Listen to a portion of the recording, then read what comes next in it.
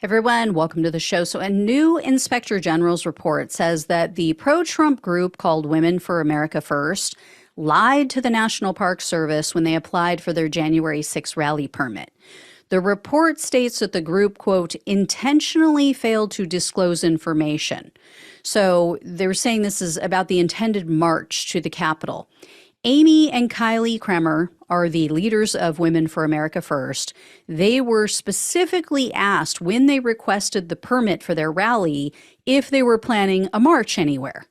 Now, according to a Park Service representative, this is somebody who spoke with these women repeatedly, they were, quote, adamant there was gonna be no march. The Inspector General's report said the women were asked repeatedly, and based on their denials, they were issued a permit that specifically stated, quote, does not authorize a march from the ellipse.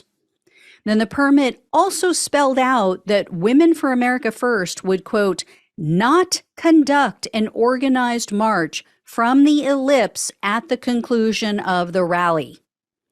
Private messages, though, that were sent to and from the Kremers show that they knew damn well that Trump was planning a march, that he was going to instruct everyone to go to the Capitol, but someone told them to keep it on the down low and that they were going to make it look spontaneous.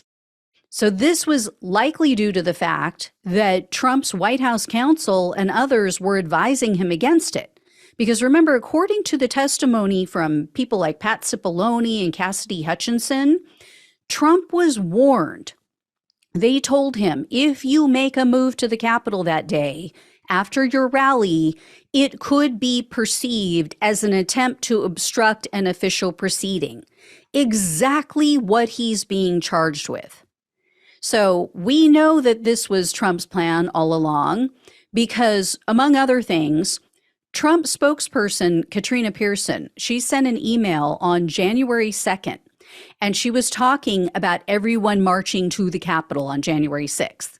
Then on January 3rd, White House aides sent a text message to Amy and Kylie Kremer stating, quote, POTUS expectations are intimate and then send everyone over to the Capitol. Then the following day, so this would be January 4th, in a text message to Mike Lindell, my pillow man, Kylie Kremer wrote to him saying, quote, this stays only between us. We are having a second stage at the Supreme Court again after the ellipse. POTUS is going to have us march there / the Capitol. It can also not get out about the march because I will be in trouble with the National Park Service and all the agencies. But POTUS is going to just call for it, quote unquote, unexpectedly. Yeah. The IG report concluded that if the park police had known in advance of the plan to march to the Capitol, they would have still issued the permits to the Kremers, but they would have increased security and they would have coordinated with local law enforcement. And the National Park Service isn't completely off the hook. According to ABC News, they failed to advise attendees about what items they could and couldn't take to this event, to the rally. So it's difficult to determine if people would have brought certain things, if some people would have brought weapons, if they had been warned in advance that they weren't allowed to have them. They also said that hundreds of bags were abandoned at the rally. And because there were so many, law enforcement wasn't able to check all of them for explosives.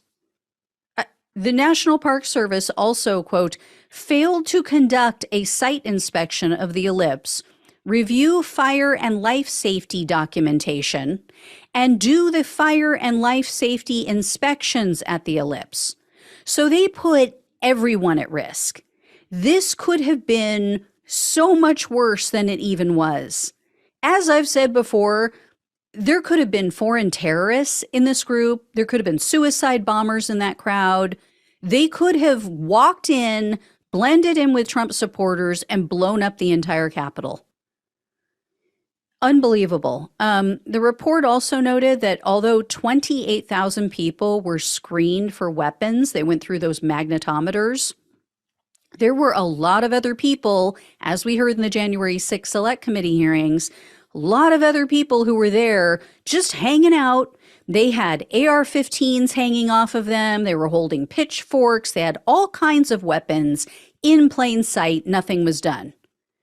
In addition, because of their failures, the city is unable to collect reimbursement for almost $250,000 in damage.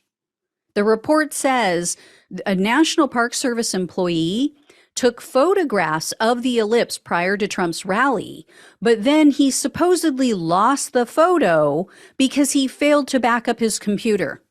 So they have no proof that the damage was done by Trump and or these other groups. Such failures. Regardless of the Park Service's screw up, though, this is evidence that is going to be used against him. This evidence of them knowing about the march ahead of time, the Inspector General's report, this is all extremely damaging for Trump.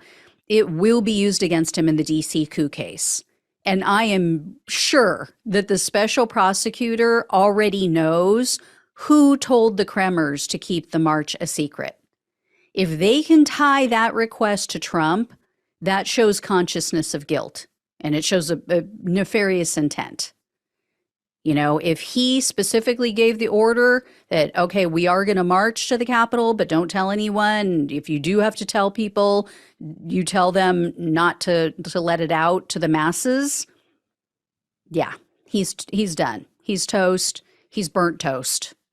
He's the crumbs at the bottom of the toaster. That's what he is, if they find that out. If they can tag him with that. Anyway, I will let you know when I hear more. Thank you all so much for watching and listening. Please like, share, and subscribe. Please donate if it's possible. Love you all. Take care. Talk with you soon.